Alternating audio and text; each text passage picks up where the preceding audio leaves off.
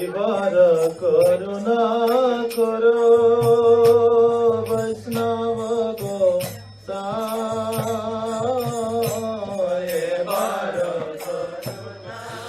Okay, okay, what's your name, Prabhu?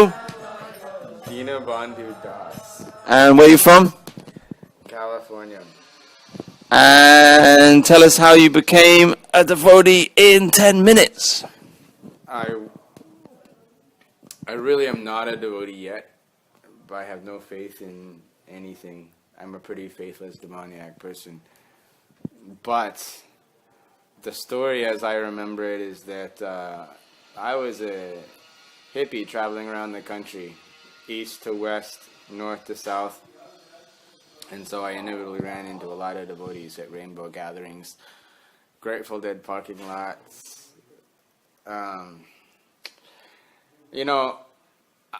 I think the first memory I have is getting an Upanishad for free. And my distinct remembrance of that was a pretty negative one because I just thought, I can't read this. I was not taught to read. That was my first book as well. Yeah, I was not taught to read dotted S's and dotted T's, and I was just looking at it like, what, were they kidding me? And so I just looked at the book and said, that's a pretty trippy book cover, though. I just said, the dude with the arms and the snakes and the blue skin, that's and I was just like, I'm just speaking from where I was coming from, and kind of still there now, even 18 years later.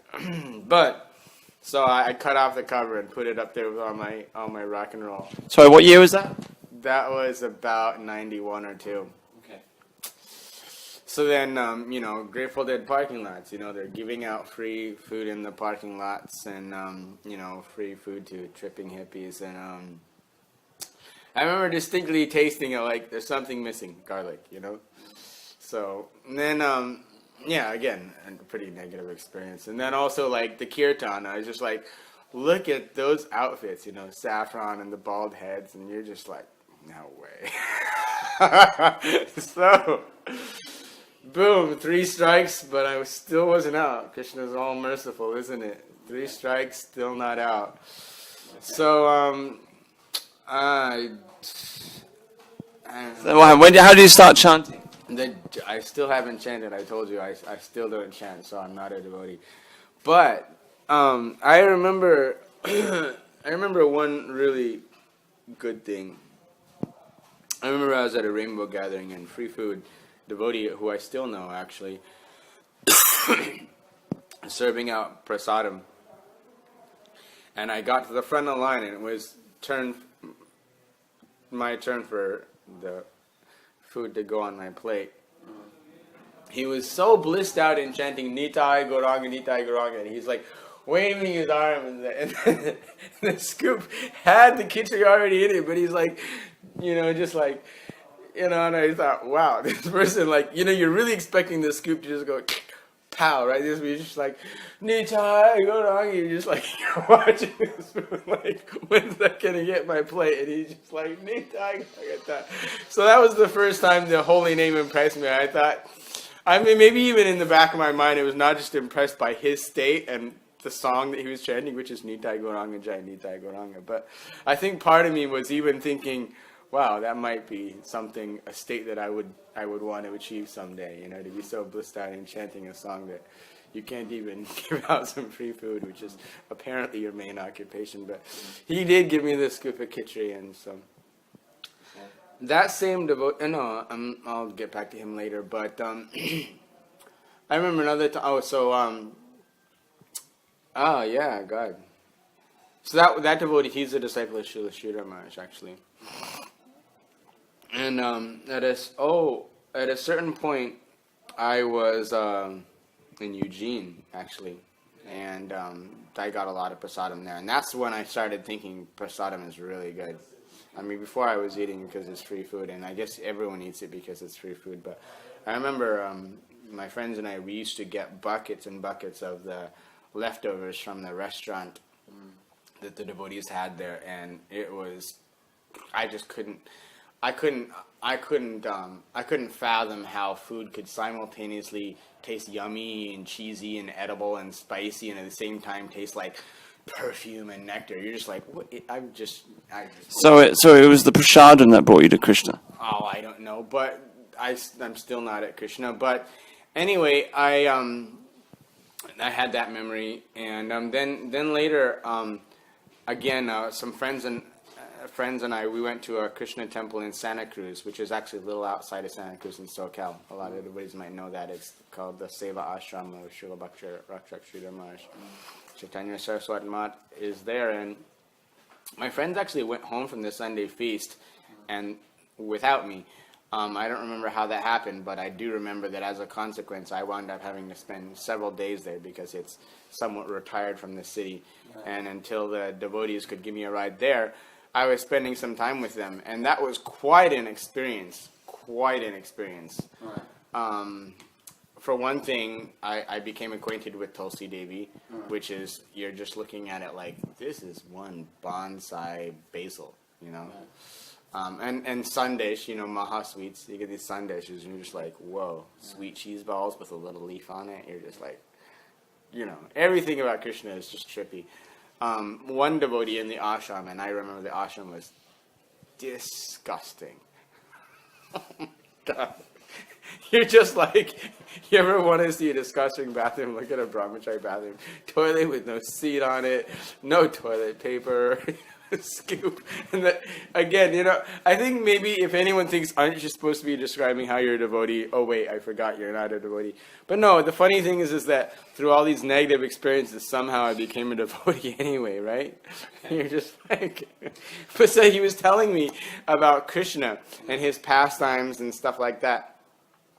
And I remember reading the Bhagavatam to a bunch of kids because there was a whole bunch of kids at the temple, and they're all just running around and misbehaving. And I thought, well, these people need a babysitter. I guess I'm the babysitter. So I thought, where was it? Wasn't it the 10th one?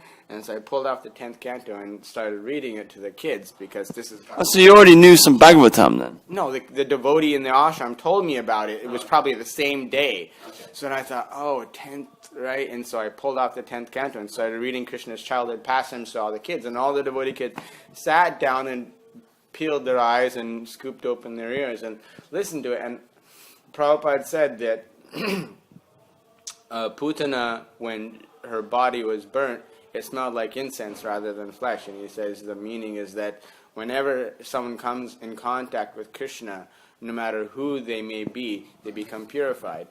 And at the same time, he's describing Krishna's beautiful form, how his bare lotus feet are walking on the forest floor in Vrindavan, and he has the beautiful earrings and necklaces and bangles and ankle bells and black eyeliner and curly hair and the peacock feather and the flower garland and the flute to his lips and his lotus eyes. And of course the sense enjoyer thinks, I want to be like him, but later Krishna purifies you of that desire and you become like something like Madhu Mangalsaki. You realize, actually, I don't want to even dress like Krishna at all. Okay.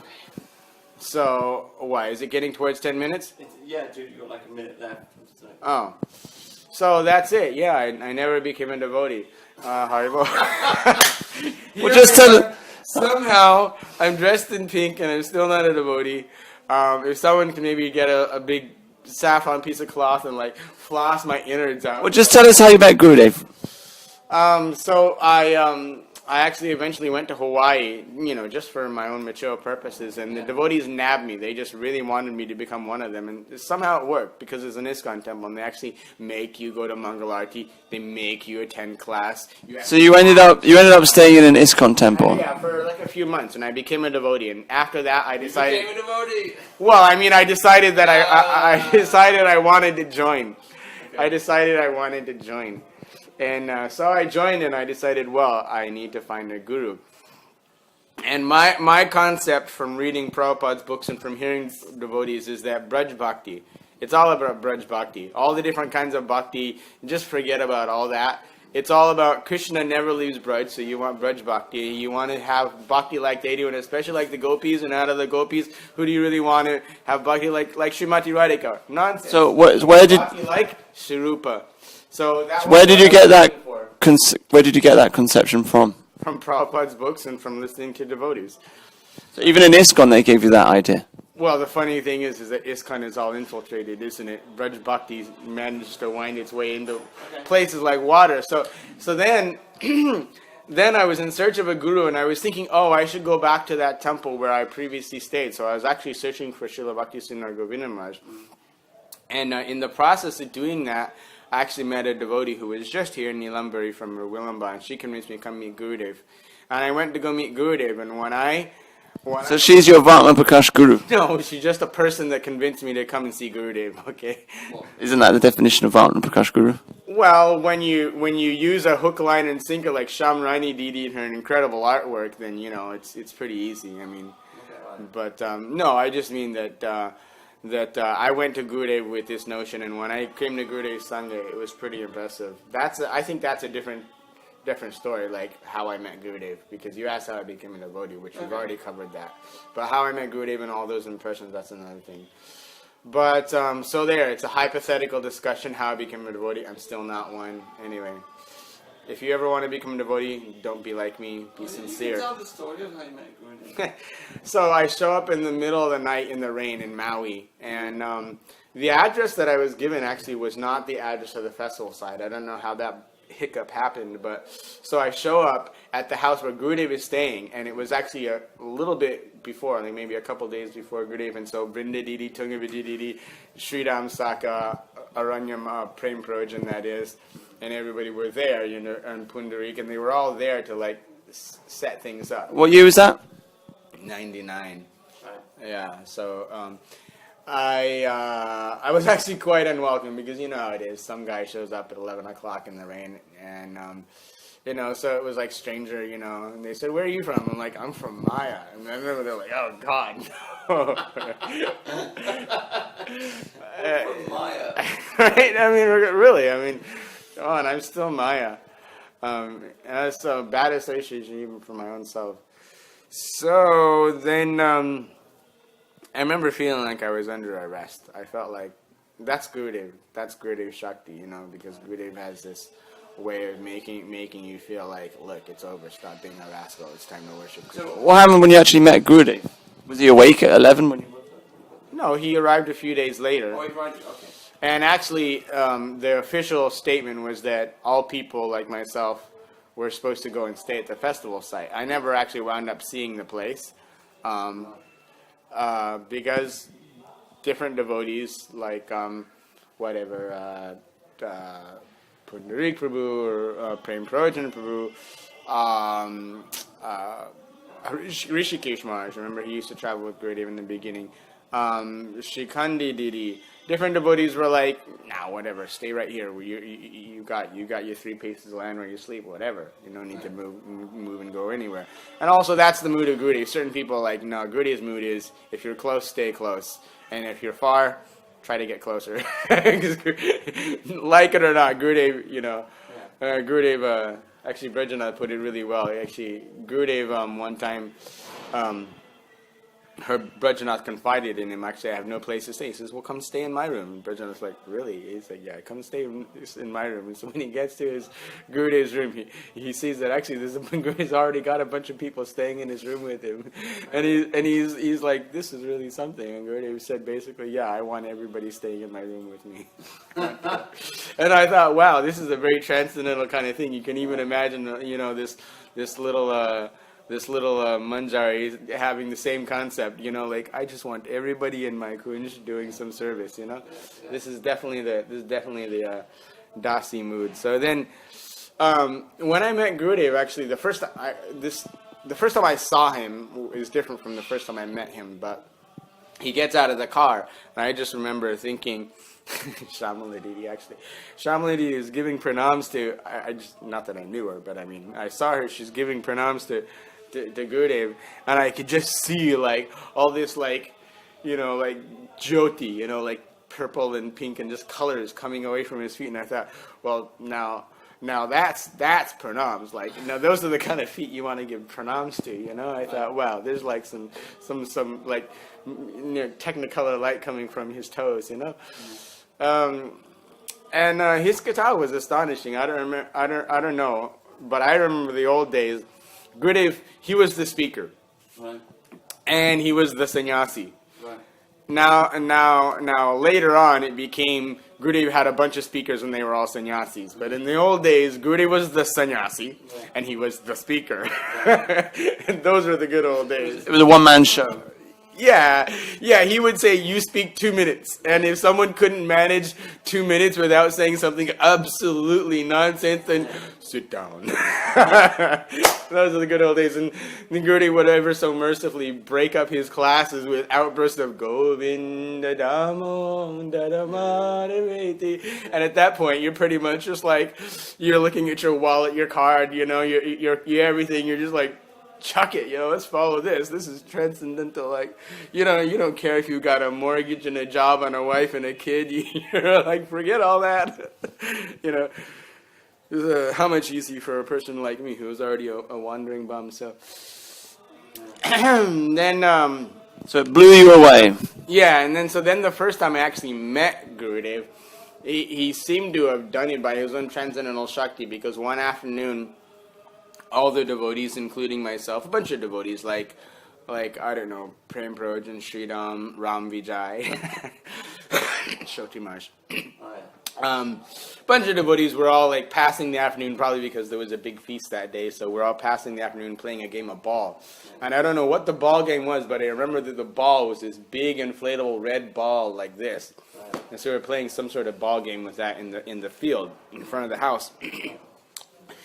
And the game ended, but I remember I was sitting under the shade of a tree, just passing a little while or something like that, enjoying the peace and quiet. And at a certain point, I'm like, that's Maharaj, because he brought out a chair just like this, sat out the chair in the middle of the room, in the middle of the field, and he sat down and chanted his japa. And I'm looking around like, why is there no one around? Just him. And he's just sitting there in the middle of the field chanting his japa. And after a certain amount of time, he breaks the ice and says, where's that ball from? And I said, well, the ball says it's made in Italy. And that way he chit-chatted for a little while. I said, where are you from? What's your name? Blah, blah, blah. And at a certain point, he set in with some of the most serious advice. Gurudev can say, the meaning of Gauravani Prachayana and all this Siddhanta, which is kind of over our head. He can talk about all this great Rasa Tattva, but when Gurudev really sets in and says, look, this person is a total newbie, I need to give him the ABCs, he says, this body. You should know that. You're not this body. He says, you just like to think you're this body because you're young. But when you get old, you won't like to be, it won't be any fun. And then you won't like to think your body. You're going to need a backup plan. Okay. Well, that's coming up in 20 minutes. So, any advice for new devotees? Yeah, don't become a devotee. You should stay a Christian or a Muslim or whatever you are. Being a devotee is really hard, because in order to be a devotee, you need to be more humble than a blade of grass, more tolerant than a tree, give all respect to others, not expect any respect for yourself, and chant the holy name constantly, none of which I've accomplished. Yeah. So how can I give any recommendation for something that I'm not doing up until the present moment, despite 18 years of practice? Okay. Well, on that note, Dina Bandhu Prabhu, thank you very much. Hare Krishna. You're welcome. Hare Krishna. Hare Krishna.